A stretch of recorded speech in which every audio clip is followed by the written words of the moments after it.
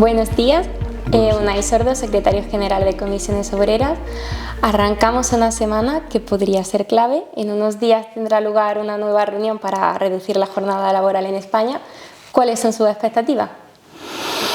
Pues nosotros no tenemos grandes expectativas de que COE se mueva de la posición de bloqueo que viene manteniendo, simple y llanamente porque no lo ha hecho hasta ahora y porque no ha mostrado ningún intento de aproximarse con contenidos reales a una negociación en la que siempre acaban con la misma conclusión, y es que la reducción del tiempo de trabajo solo se puede abordar desde la negociación colectiva, ¿no?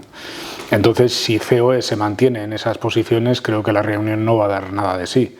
Si COE cambia su posición y admite que se debe abordar una reducción a través de la ley, entonces es probable que se pueda dar un avance. Pero yo soy escéptico porque no veo el más mínimo síntoma de que la organización empresarial vaya a cambiar sus posiciones. Y si la actitud de la COE sigue así y no cambia, ¿cuál va a ser el siguiente paso de los sindicatos? Bueno, yo creo que tenemos que cotejar si definitivamente la posición de bloqueo de COE es definitiva. Y en mi opinión, si esto se confirma, pues lo que va a tocar es iniciar o continuar un proceso de movilización tendente a exigir al Gobierno que cumpla con sus compromisos y con lo que ha dicho que va a hacer y el compromiso que tiene con las organizaciones sindicales, y posteriormente con el conjunto de grupos políticos para que definan claramente cuál es su posición respecto a la reducción de jornada, porque antes o después esto tiene que verse en el Congreso de los Diputados. ¿Y estaríais dispuestos a seguir prorrogando a lo mejor la mesa tripartita si la actitud de la COE no cambia? ¿Hasta cuándo os seguiríais reuniendo? Es que si no cambia a estas alturas, cuando ya el Gobierno ha puesto diversas materias en la mesa, la última una bonificación de las cotizaciones sociales para las empresas que contraten como resultado de esta reducción de jornada, que necesiten hacer más contrataciones, yo no le veo a esto mucho más recorrido que esta reunión y como mucho la siguiente. Entonces yo creo que esto está sentenciado, salvo que haya un cambio de actitud por parte de COE, pero desde luego esto no puede ir más allá del mes de octubre, ¿no? Además de las bonificaciones, en la última reunión, aunque Trabajo no lo haya confirmado y de hecho lo haya denegado, se decía que a lo mejor se podría retrasar la entrada en vigor y se hablaba de las 37 horas y media en 2026. Era algo que patronal y sindicatos sí que dijisteis que se puso sobre la mesa. ¿Vosotros estaríais dispuestos a ello? No sé si ya también viendo las fechas en las que estamos sería como el transcurso más o menos natural, sabiendo que tiene que pasar un trámite parlamentario. No sé si estaréis dispuestos a prorrogarlo, si fuera la condición para que patronal se sumase al acuerdo. Yo, en mi opinión, esta es una discusión bastante absurda por dos cuestiones, y una la has apuntado tú en la pregunta, ¿no? Bueno, la primera, nosotros de mano ya hemos dicho que no vamos a entrar en demasiadas valoraciones de las cuestiones que el Gobierno pone encima de la mesa hasta que COE no cambie su posición. Y es fácil entender por qué digo esto. Es decir, si al final el Gobierno pone propuestas que intentan atraer a COE, pero la conclusión de COE es que no se puede modificar por ley la jornada laboral, el debate es perverso, porque es imposible llegar a un acuerdo si tú no compartes ni que esa mesa sea válida para reducir la jornada laboral, con lo cual el resto de lucubraciones son absolutamente gratuitas, ¿no? Entonces, por eso no estamos entrando a valorar en profundidad, por ejemplo, el tema de las bonificaciones u otro tipo de cuestiones. Esta la primera, ¿no? Y por tanto no hemos hecho particular énfasis en qué ocurriría con las fechas de entrada en vigor de la supuesta reducción de jornada. Pero en segundo lugar, es que el debate, es que la polémica es artificial porque es que estamos en el mes de octubre del año 2024, con lo cual todo el mundo es consciente que esto, si entra en dos secuencias, pues con toda seguridad una será a primeros del año 25 y otra será a finales del 25 o primeros del 26. Esto, con lo cual la discusión yo creo que es un poco absurda, porque claro, es que el 31 de diciembre de un año y el 1 de enero del año siguiente pues van seguidos. Es decir, que esto es bastante absurdo el debate, ¿no? Pero no va a ser el problema la entrada en vigor de la norma, estoy convencido. Y si, por ejemplo, la patronal, como vosotros también creéis, sigue haciendo ese bloqueo, ¿sí que vais a instar al Gobierno a que el acuerdo se firme antes de que acabe el año, aunque tenga que ser bipartito? Sí, indiscutiblemente. Indiscutiblemente, porque es que esto empieza a ser un problema en la propia negociación de los convenios colectivos. O sea, este debate empieza a lastrar la negociación de los convenios. ¿Por qué? Porque las partes que negocian los convenios necesitan, razonablemente, tener más o menos claro el itinerario y el escenario en el que se va a dar la actividad laboral en los próximos años. Un convenio colectivo suele tener una vigencia de 1, 2 o más años, muchas veces incluso 3 o más, ¿no? Claro, para abordar la negociación de un convenio, la subida de los salarios, la reducción de jornada y otra serie de cuestiones, tienes que tener meridianamente clara la perspectiva de cuál va a ser la jornada laboral y el tiempo de trabajo, ¿no? Claro, si esto está en el alero, pues las negociaciones de los convenios pasa lo mismo que con la general, que se bloquean, se lastran o se retardan, ¿no? Con lo cual esto empieza a ser un problema y hay que despejar cuanto antes la incógnita, ¿sí? Claro, el objetivo es que se pueda firmar el acuerdo antes de que acabe el año para que el primer cambio en la reducción en la jornada laboral se pueda ver en 2025. Yo creo que esto sería lo razonable, así es. Nosotros estamos hablando de reducir la jornada laboral, el volumen total de horas por ley. Porque vosotros lo que no entendéis con la patronal es que luego la distribución de esa jornada laboral ya es lo que se va a ver en los convenios colectivos atendiéndonos a las necesidades de cada sector. Exactamente, es así.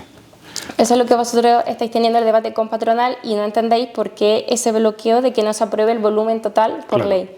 Claro, por convenio colectivo también se viene reduciendo la jornada laboral en los últimos 40 años. De hecho, la jornada media está en 38,2 horas, ¿no?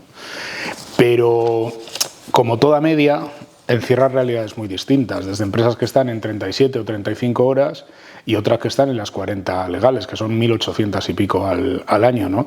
Claro, de lo que se trata es que 41 años después el Estatuto de los Trabajadores acompañe desde la ley lo que en buena parte hemos hecho a través de los convenios colectivos. ¿Para qué? Para favorecer precisamente a la parte de la clase trabajadora que ha tenido menos fuerza sindical para poder reducir su jornada. Pero luego la distribución del tiempo de trabajo, la organización del tiempo de trabajo, la concreción si esto va a semanas de 4 días laborables o no, esto no se puede hacer desde la ley. No vas a decir tú desde un boletín oficial del Estado cuál es la distribución del horario en un taller de tornillos, por decir algo. Esto es absolutamente absurdo, ¿no? Y esto se hace desde hace muchos años a través de los convenios. Ya sabemos cómo se hace esto y ahí se dan los márgenes de flexibilidad pactados entre patronal y sindicatos. Esto está bastante inventado, ¿no? Por tanto, a veces se mezclan todos los debates, ¿no? Nosotros lo que queremos es que la ley reduzca la jornada laboral y habilite a los convenios colectivos para, con esa nueva jornada, mantener pues prácticas de distribución del tiempo de trabajo que tienen ya mucha raigambre, ¿no? en la negociación colectiva española. Por eso a lo mejor entiendo que la propuesta que hicieron desde el Partido Popular, que presentó Feijóo, de hacer una reducción de jornada de 4 días, pero trabajando más esos 4 días, a lo mejor se quedaba un poco insulsa de que a lo mejor tendría que adaptarse a cada sector y que no se podría decir algo tan general. Así es, yo creo que fue un poco mezclar churras con merinas. Hombre, yo creo que tuvo una ventaja, es que el Partido Popular se metió en el debate, que yo creo que es bueno que los grupos vayan diciendo qué piensan de esto, ¿no? Pero la distribución del tiempo de trabajo en 4 días laborables en la semana, a mí me parece bien y creo que tiene en muchos sectores todo el sentido, pero no va a ser la norma generalizada tampoco, ¿no? Son dos cosas paralelas, pero no es exactamente el mismo debate. Porque, ¿qué respuesta esperáis vosotros de los grupos parlamentarios? Ya hemos visto que el Partido Popular podría estar abierta, la ministra de Trabajo, Yolanda Díaz, también dijo que estaba dispuesta a sentarse con ellos. ¿Qué respuesta esperáis, sobre todo teniendo en cuenta que el Gobierno no tiene una mayoría parlamentaria? Pues yo a priori no, ¿cómo diría yo? No haría una predicción taxativa de qué van a decir los grupos, ¿no? ¿Por qué? Porque una cosa es las ideas económicas que puedan tener los grupos parlamentarios, los que están más situados a la derecha, los que están menos situados a la derecha, y otra cosa es que yo creo que la reducción del tiempo de trabajo es una reivindicación muy sentida hoy en día en la población y sobre todo en la gente que tiene edades de 40 años para abajo, donde creo que la relación entre el tiempo de vida y el tiempo de trabajo es distinta a como seguramente era hace unas décadas, ¿no? Entonces cualquier partido, estoy pensando en el Partido Popular, pero estoy pensando en el PNV, estoy pensando en Junts, tiene un electorado que no mira con malos ojos trabajar menos horas, que es algo bastante de sentido común, dicho sea por otro lado. Con lo cual yo creo que la oposición taxativa a una reducción del tiempo de trabajo se lo van a pensar también. No es casualidad que no sepamos exactamente qué piensan. Es decir, que no se hayan mojado todavía, cuando los partidos están todo el día hablando, todo el día diciendo cosas, todo el día opinando sobre todo lo opinable, pero curiosamente, o no tanto, sobre esto no se sabe exactamente qué piensan. ¿Por qué? Porque probablemente los partidos de centro-derecha ideológicamente no lo comparten, pero saben que esto puede tener un coste político, ¿no? Porque la gente no entendería muy bien que alguien diga que hay que trabajar las mismas horas en el año 2024 o 25 que en el año 1983, ¿no? Cuando el país no tenía absolutamente nada que ver, ni su economía, ni sus empresas, ni su sociedad. Claro, ¿creéis que van a tener difícil oponerse teniendo en cuenta que sí que tiene el respaldo de la ciudadanía y que es algo que quieren la mayoría de los españoles? Estoy convencido, por eso decía que en esa fase de movilización, si vemos que definitivamente se bloquea la mesa, claro, el primer destinatario de la movilización va a ser el propio gobierno, que es quien tiene que tomar la decisión de llevar esto a una norma. Pero inmediatamente después van a ser los grupos políticos, que tienen que expresarse y tienen que decirle a la gente qué piensan sobre esto, ¿no? Y los sindicatos esto lo hacemos a través de las reuniones y la negociación, pero también desde la calle, ¿no? Y esa es la intención. ¿Y creéis que a lo mejor desde COE podrían saber si hay algún partido que se pondría o no y que a lo mejor eso le esté instando a esa actitud de bloqueo?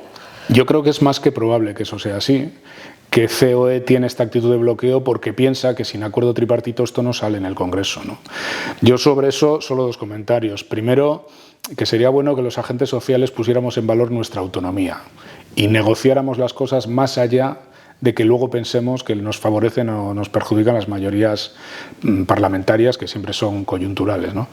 Y segundo, yo les recomendaría que no se fíen mucho, no vaya a ser que les salga el tiro por la culata por lo que estoy diciendo, ¿no? Porque en mi opinión los electorados actuales, incluso de los partidos de centro-derecha, son bastante sensibles a este tipo de planteamientos, ¿no? Y fiar todo a que Junts va a oponerse a una reducción del tiempo de trabajo en estos términos y siendo un partido tan inestable y tan poco predecible, por decirlo en fino, a mí me parece que COE haría mejor en negociar.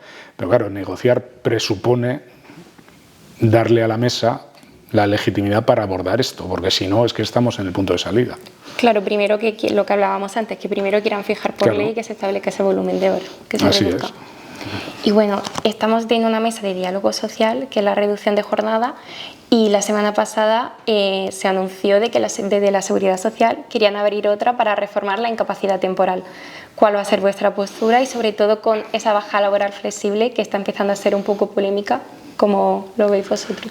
Bueno, nosotros tenemos un compromiso en el último acuerdo de Seguridad Social para abordar desde una mesa un diagnóstico de qué está pasando con las bajas, con las incapacidades transitorias y con los niveles de absentismo. ¿Por qué? Porque nosotros pensamos que el incremento en gasto que está habiendo de la IT y el incremento del absentismo tiene muchas causas.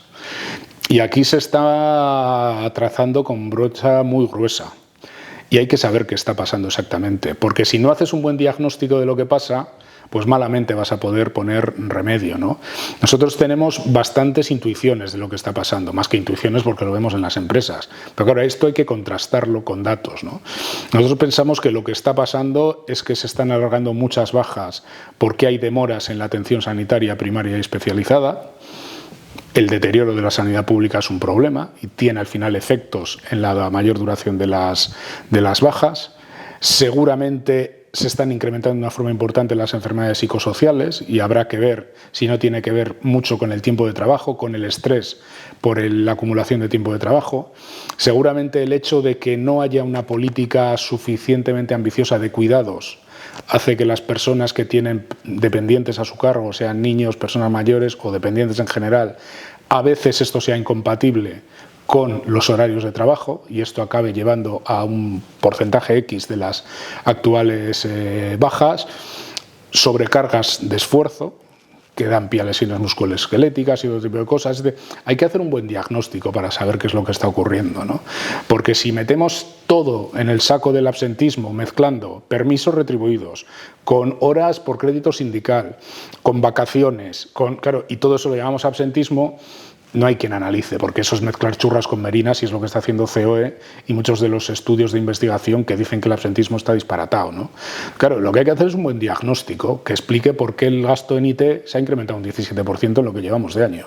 Y a partir de ahí, tomar las medidas necesarias. Pero tomar las medidas necesarias no para adelantar o para acelerar irresponsablemente los procesos de cura de la enfermedad o de la baja o de la dolencia, sino para garantizar que los trabajadores y las trabajadoras solo van a trabajar cuando están curados y que se acortan los tiempos de baja porque se les cura antes, no porque se les va a mandar a trabajar enfermos, ¿no? Entonces, claro, esto es muy importante. Yo no digo que la ministra haya dicho eso, ojo, no creo que van por ahí los tiros, pero creo que lo primero que hay que hacer es ese diagnóstico y luego a partir de ahí ver qué medidas se plantean y no al revés. Sí, sobre todo también la ministra ponía el ejemplo de los trabajadores que estén con pluriactividad, que a lo mejor puedes estar incapacitado para un trabajo pero no para otro. Pero veo que vosotros primero queréis fortalecer otras cuestiones antes de hablar de compatibilidad entre baja y trabajo. Claro, queremos conocer. La baja solo tiene sentido como un elemento para curar al trabajador o a la trabajadora. Y todo lo demás es subalterno. Es decir, no hay, y todo lo que se analice sobre las altas tiene que ser desde el punto de vista terapéutico. No se pueden acelerar las altas para ahorrar dinero, no es esa la ecuación. Las bajas las altas se debieran acelerar, por ejemplo, porque a la gente se le dé cita antes y se cure antes, eso sí.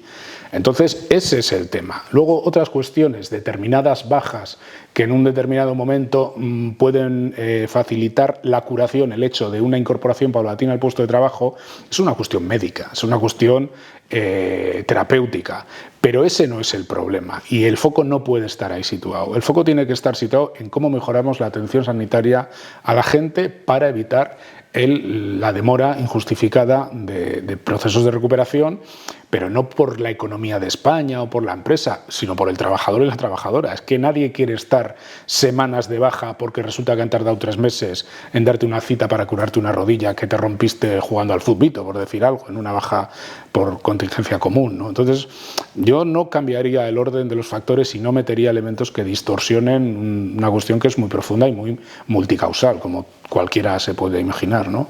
Como es todo lo que tiene que ver con las bajas. También hablabas tú del aumento de bajas laborales que está habiendo por problemas de salud mental, ansiedad, depresión.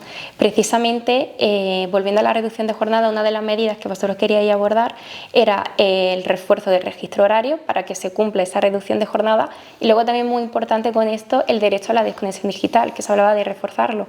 Esto entiendo que también podría ayudar un poco a aliviar ese repunte en las incapacidades temporales. Claro, es que estamos hablando de un país donde la EPA, la encuesta de población activa, dice que cada semana se meten 2,6 millones de horas extras que no se pagan ni se cotizan, que son el 41% total de las horas extras. Esto quiere decir que en España hay bastante más de 5,5 millones de horas extras a la semana.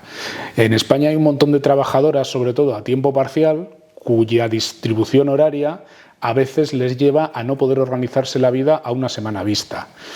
Claro, si estas personas además tienen cuidados de hijos o de personas mayores, a nadie se le escapa que esto te genera un estrés vital de la leche. Y claro, si alguien piensa que eso no tiene que ver con las enfermedades psicosociales, pues es que no vive en el mundo, la gente no llega. Y esto tiene mucho que ver con el incremento de las bajas por cuestiones psicosociales, ¿no? Que además se han incrementado después de la pandemia. Yo creo que ha habido un aumento también de la enfermedad en general. Y yo creo que esto es lo que hay que diagnosticar, porque a raíz de conocer bien todo esto, se podrán poner medidas encima de la mesa. Y yo creo que una de las formas, en efecto, de reducir las bajas por estrés, las bajas psicosociales, es el cumplimiento taxativo de los horarios de trabajo. Es que es así. Y creo que la forma de que se cumplan los horarios pues está muy relacionada con que haya sistemas de control horario efectivos, porque de poco vale pactar en la ley lo que quieras, en el convenio colectivo lo que quieras, si luego no se cumple. Es un poco una absurdez. Y todo el mundo sabe que hay personas que están todo el día enfangadas por el trabajo, aunque salgan a las 3 de trabajar, porque si tienes que estar digitalmente conectado hasta las 11 de la noche, pues no estarás en el puesto de trabajo, pero en la práctica, desde luego, lo que no estás es desconectado del puesto de trabajo, ¿no? Entonces yo creo que hay que regular mejor la desconexión digital y luego hay que buscar sistemas efectivos de control horario, ¿sí? Que hoy en día yo creo que con el uso de los datos y de la inteligencia artificial se puede dar un salto muy cualitativo, ¿no? Hemos hablado de una mesa que está en marcha, una que han anunciado que van a convocar. No sé si se le va a sumar una tercera este año para subir el salario mínimo interprofesional. Sí, porque aproximadamente por esta fase del año toca ya abordarlo, ¿no? El Gobierno yo creo que quiere emplazar esta negociación cuando concluyamos la de la jornada laboral, pero en todo caso yo creo que si no es en estas semanas, en el mes de noviembre, hay que abordar esta negociación que, en mi opinión, tiene que suponer una nueva subida del salario mínimo interprofesional en la línea de cómo están subiendo los salarios medios en nuestro país, que están subiendo por encima del 5%, ¿no? ¿Eso es lo que vosotros vais a proponer, que suba el salario mínimo? Sí, nosotros lo que pensamos es que hay que garantizar que se mantiene la idea esta de la Carta Social Europea de que el SMI suponga el 60% de la media salarial, ¿no? Con lo cual, si entendemos que más o menos estamos ya cerca de ese 60%, lo razonable es que el SMI suba aproximadamente lo que van subiendo los salarios medios. Y como digo, según los últimos datos de Contabilidad Nacional, en el segundo trimestre del año 24, pues la subida ha sido de algo más del 5,1 o 5,2%, si mal no recuerdo, los salarios medios, ¿no? ¿Y vais a luchar para que entre ya en 2025, en enero de 2025? Sí, eso es como tiene que ser. O sea, los años que ha habido un retraso en la subida del SMI, eso es una disfunción. El SMI tiene que estar en vigor para el 1 de enero, de manera que en la primera nómina del año ya quede claro cuál es el SMI. A largo plazo, el Ministerio de Trabajo también ha dicho que quiere hacer una gran reforma que viene a raíz de Europa, que es la de la reforma de la indemnización del despido improcedente. ¿Cuál va a ser vuestra postura ahí? Bueno, nosotros estamos pendientes de una resolución del Tribunal Europeo de Derechos Sociales con una reclamación que hicimos desde Comisiones Obreras, que pensamos que va a salir fortalecida y que se sumará a la que ya sacó adelante la UGT. Sí. Y desde esa perspectiva yo creo que sí, yo creo que es el momento de reformar el sistema de despido en España. Este es un debate bastante complejo también y que no va a ser fácil, pero yo creo que la pretensión tiene que ser que el despido sea la última opción que tiene una empresa, ¿no? Es decir, que se favorezcan elementos de flexibilidad interna o de adaptación de jornada frente al despido, que ha sido en general como han funcionado las empresas en España, ¿no? Los ERTEs en pandemia yo creo que fueron un buen ejemplo de que podía haber alternativas a los despidos, y ahora se trata de hacer que el despido, de disuadir al despido. Yo creo que es la idea, ¿no? Y esto se puede hacer de muchas formas, mejorando las indemnizaciones, haciendo que sea el trabajador, cuando hay un despido improcedente, el que elija si cobra la indemnización o se vuelve a incorporar al puesto de trabajo, situando una indemnización mínima exigible, porque las indemnizaciones, claro, como están ligadas a la antigüedad, pues cuando tienes una antigüedad de unos pocos meses en una empresa o de un año, el despido es prácticamente, aparte de libre, es prácticamente gratuito, con lo cual no tiene ningún efecto de disuadir a la empresa de usarlo, ¿no? Bueno, yo creo que se pueden hacer muchas cosas, pero sí, esa sería una de las mesas a abordar en el año 25, sí. Sí, bueno, la ministra más de una vez ha dicho que el despido sale demasiado barato en España. No sé si estoy de acuerdo. Sí, yo creo que sale demasiado barato, sobre todo para la gente con menos antigüedad, que normalmente es la gente joven, o las mujeres que tienen más elementos de discontinuidad en sus carreras laborales. Y la prueba de que sale barato y de que en España es muy fácil despedir es que históricamente esa ha sido la forma de ajuste de las empresas a los cambios de ciclo económico, despidiendo mucha gente, ¿no? Y por otro lado, otra prueba es que las grandes multinacionales en general suelen elegir a España para invertir y luego hacer procesos de reconversión, porque es muy fácil hacer despidos colectivos, ¿no? Ahora lo estamos viendo, por ejemplo, en los expedientes de regulación de empleo en MasOrange, que hemos tenido una concentración el sábado, pero lo vimos antes en Vodafone y en otras empresas, ¿no? Donde entran fondos de inversión que lo que buscan es rentabilizar en el corto plazo las acciones que han comprado, y para esto pues emplean la legislación española, que permite hacer despidos colectivos pues muy baratos. Entonces, por vuestra parte, entiendo que no solo sería reforzar la indemnización en sí, sino que a lo mejor sería más bien una reforma de los despidos. Es que yo creo que esa es la cuestión. Yo creo que el tema no es si la indemnización es de 20, de 33 o 45 días. Hombre, preferimos 45 a 33 y 33 a 20, pero esa no es la cuestión. Porque en un contrato de un año, que la indemnización sea de 33 o de 20 días, a ver, son unos pocos de cientos euros más que cobra un trabajador o una trabajadora, ¿no? En un salario normal. No disuades a una empresa de despedir por eso. tienen que ser más elementos, ¿no? Y en los despidos colectivos es el ejemplo más claro. O sea, en los despidos colectivos, incluso negociando indemnizaciones muy por encima de lo que marca la legislación, las empresas los ejecutan. Porque el problema no es que paguen 30 o 40 o 60 días, como a veces han pagado algunas empresas por esos despidos, ¿no?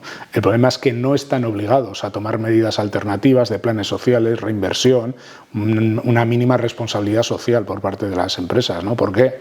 Pues porque hay un sistema que facilita esta utilización sistemática de despidos colectivos. Esto en otros países está mucho más amarrado, sobre todo cuando hay dinero público por el medio, ¿no? Es decir, estás hablando de empresas que reciben recursos públicos, que reciben fondos europeos y que luego ejecutan despidos teniendo beneficios. Y la ley se lo permite hacer. Claro, esto es un problema muy gordo. Claro, también entiendo que va a ser una mesa también difícil para también cerrar con la patronal, porque si ya está costando la reducción de jornada, una reforma así de los despidos.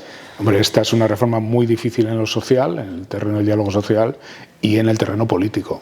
Pero yo creo que hay batallas que hay que darlas, porque luego hay que explicarle a la gente por qué el país funciona como funciona, ¿no? Entonces los partidos ahí también se tienen que mojar. ¿Por qué en Alemania siempre que había una crisis el paro apenas se incrementaba? Porque las empresas adaptaban la jornada a las crisis y en vez de despedir, reducían temporalmente la jornada. Los trabajadores cobraban una parte del salario y una parte temporal de una prestación social y se evitaban despidos. Y entonces pues la economía podía caer un 5%, como pasó en el año 2009, y el empleo apenas caía en 300.000 personas, en un país de 80 millones de habitantes, mientras que en España se habían ido a la calle 1,5 millones. No, hay que explicarle a la gente que esto no pasa por inspiración divina, sino que pasa porque hay un marco regulatorio que incentiva unas cosas o incentiva otras, ¿no? Sobre la indemnización, desde Sumar también hablaban de implantar a lo mejor lo que ellos han llamado el despido restaurativo o la indemnización a la carta, que se tengan en cuenta factores como la edad o si el trabajador o la trabajadora forma parte de un colectivo vulnerable. ¿Veríais bien cómo recoger esos factores a la hora de determinar una indemnización? Yo creo que de todo hay que hablar. Y esta es una cuestión que merece la pena ser abordada porque me parece muy interesante, porque las personas cuando salen del puesto de trabajo no salen en las mismas condiciones en función de si tienen, por ejemplo, 30 años y un nivel de cualificación altísimo o si tienen 58 años y un nivel de cualificación más bajo y sus conocimientos no han sido reconocidos a través, por ejemplo, de una acreditación de las competencias adquiridas por la experiencia profesional. Claro que son situaciones diametralmente distintas.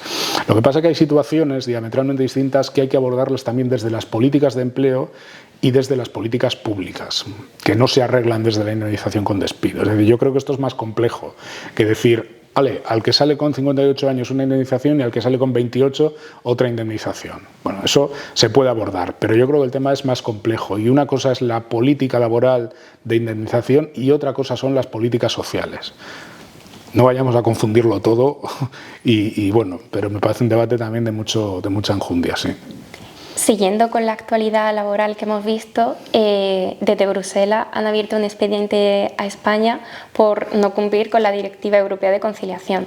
Tendrían que retribuir el permiso parental, al menos 4 semanas para cumplir con ella, y hemos visto que es una cuestión que se está dilatando en el tiempo, al igual que la entrada en vigor de la Ley de Familia. No sé cómo vosotros veis ese punto, si también vais a presionar para que salga antes de que acabe el año. Empieza a ser bastante habitual que desde los tribunales europeos se corrijan la orientación de las políticas laborales en España que existían previamente, quiero decir que son políticas de toda la vida, ¿no? Entonces yo creo que es el momento, sí, de adecuar nuestra legislación a los requerimientos, pues además que tampoco queda otro remedio, ¿no? Entonces yo creo que cuanto antes se aborde, pasa que hay que abordarlo, en mi opinión, no solo desde una posición reactiva de cuando Europa nos dice algo, ¿no? Sino desde una posición mucho más proactiva.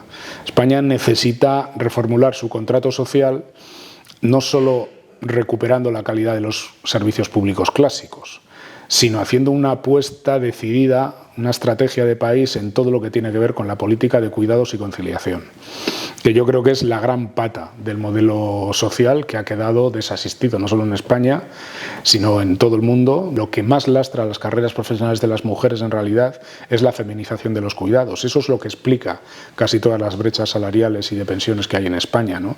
Entonces esto requiere un abordaje muy ambicioso por parte del país. Y bien, en la medida en que Europa nos corrige según qué cosas, pues está bien abordarlo, pero yo creo que esta es una estrategia de país, es una de las 2 o 3 grandes estrategias de país que hay que abordar, sí. Si hablamos también de llamadas de atención a Europa, está siendo muy continuado el problema de la temporalidad en España. Y quizás es algo que ahora el debate de la reducción de jornada está haciendo mucho ruido y quizás no se está poniendo tanto el foco en todos los interinos que tenemos aquí en España, y desde Europa todas las llamadas de atención que está habiendo. Hubo 2 fallos muy importantes este año. No sé si también desde los sindicatos, como también se tiene que renovar relativamente pronto el acuerdo marco para los funcionarios y demás, no sé si a lo mejor es un tema que se quiere tratar, ¿no? Sí, la temporalidad ha sido un poco el problema crónico del mercado laboral español respecto a otros. Lo que caracterizaba a nuestro país era que tenía una tasa de paro alta, pero una tasa de temporalidad desproporcionadamente alta respecto a otros países, ¿no? En el sector privado esto en buena parte se ha corregido después de la reforma laboral, pero el sector público sigue lastrado por las políticas de un excesivo uso del interinaje que se ha hecho durante años, por no decir décadas, porque hay gente que prácticamente ya son décadas las que lleva de interina, ¿no? A partir de ahí lo que toca es avanzar en los procesos de estabilización. Tenemos además unas plantillas muy envejecidas en el sector público. El daño que han hecho las tasas de reposición y el demorar los procesos de renovación de plantillas es evidente. La no consolidación de muchas de esas plazas tienen mucho que ver con el deterioro de los servicios públicos. Antes hablamos de la sanidad y el alargamiento de las bajas, producto de los problemas en la atención primaria y en la atención especializada. Y esto requiere de muchas cosas, pero entre otras esos procesos de estabilización del personal interino, que tiene que ser compatible también con los criterios de capacidad, mérito y objetividad a la hora de acceder a la administración, porque aquí, claro, los interinos están pagando las malas políticas de contratación que se han hecho durante muchos años, y ahora hay que consolidarlo, pero con garantías jurídicas, es decir, con la seguridad jurídica de que no se van a haber procesos de estabilización que luego un tribunal corrija porque no han cumplido los preceptos constitucionales de acceso a la función pública. Y en ese equilibrio es en lo que hay que situarse, ¿no? Pero claro, la decisión previa es de esa estabilización de plazas y es de ese incremento de las plantillas en un momento en el que la renovación de las mismas es fundamental por una cuestión ya vegetativa, ¿no? No sé si a lo mejor también implantar medidas disuasorias, como que no sea tan fácil unir un contrato con otro, porque estamos hablando de que hay trabajadores que llevan a lo mejor 35 años uniendo un contrato temporal con otro. Y bueno, desde Europa decían que España no contaba con medidas suficientes como para disuadir a las administraciones públicas de esa... Claro. Sí, es tal que así, porque además se ha utilizado con plena consciencia en muchos casos, ¿no? Y muchas veces luego con procesos de consolidación discutibles, porque se transforman en una suerte de personales laborales adscritos a la administración pública, no estrictamente funcionarios, como una forma de corregir esas malas prácticas que se han establecido durante muchos años, ¿no? Entonces, claro que hay que buscar fórmulas disuasorias, pero en este momento creo que lo más importante es consolidar esas estabilizaciones que por otro lado están acordadas en buena parte. Ahora se trata de ejecutarlas y que esa ejecución conlleve una reducción de la temporalidad en las administraciones públicas, claro, y no volver a reproducir el esquema, porque si no dentro de unos años nos podemos ver en la misma si no estabilizamos las plantillas y si se sigue con el recurso sistemático al interinaje en este caso, ¿no? Y bueno, hemos hablado del interino y de las personas que ya son personal funcionario. No sé si queréis llevar como nuevas mejoras en un acuerdo marco o no sé cuál va a ser vuestra postura en eso. Bueno, ahora lo que estamos exigiendo es el cumplimiento que todavía no se ha dado en todas las administraciones públicas. No olvidemos que hay administraciones, por ejemplo en la Comunidad de Madrid, que todavía no han recuperado la jornada laboral que estaba previamente pactada, y estamos exigiendo el cumplimiento de los acuerdos marco, que no está siendo fácil, incluso en los elementos retributivos, ¿no? Muchas gracias, Unai, por atender hoy a Noticias Trabajo. Encantado. Y suerte con la reunión del viernes. A ver qué pasa. Muy bien.